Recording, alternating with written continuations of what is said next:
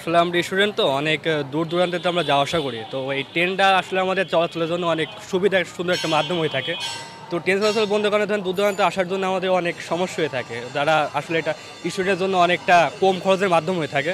কিন্তু ট্রেন চলাচল বন্ধ থাকলে ওইটা সমস্যা হতে ছিলাম আমরা কয়েকদিন, কিন্তু বর্তমানে ট্রেন চলাচল শুরু হয়েছে, এটা আমাদের জন্য সুবিধাজনক আর কি। ট্রেন চলাচলটা বন্ধ থাকার কারণে আমাদের বিভিন্ন সমস্যা হয়েছিল, যে অতিরিক্ত ভাড়া গুনতে হয়েছিল, এবং আমাদের যে কলেজ হয়তো বন্ধ ছিল কিন্তু প্রাইভেট কোচিং সেন্টারগুলো খোলা ছিল, তো আমাদের নিয়মিত যাতায়াত করতে অনেক খরচ হয়েছে সেই একটা।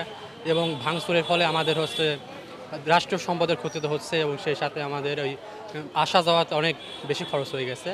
এবং সেই সাথে আমাদের দেখা যাচ্ছে যে সঠিক সময় আমরা কলেজে আসতে পারিনি এবং কোচিং করতে পারিনি, এতে সমস্যা বেশি হয়েছে।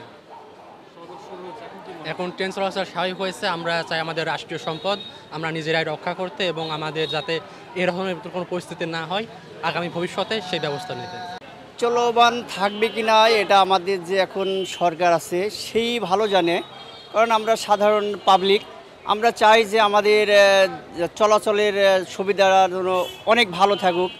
বাংলাদেশের ট্রেন চললে শুধু আমরা না, শুধু আমি না, সবাই অনেক খেটে খাওয়া লোকও অনেক সাশ্রয় পাবে, কারণ একটা বাসে যেতে অনেক টাকা লাগে, আমরা ট্রেনে যেতে পারি অল্প টাকায়।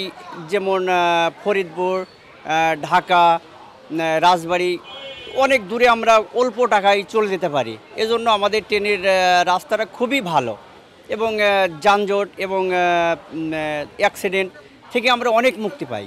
কারণ আমাদের এই সরকারের কাছে একটা আবেদন চাই যে আমাদের নিরাপত্তা এবং ট্রেনের রাস্তাগুলো যেন সে অনেক ভালোভাবে করুক, ব্যবস্থা নিক, যে প্রশাসন দিয়ে জনগণ চাই যে আমরা শুধু শান্তি, আমরা আর কিছু চাইনি।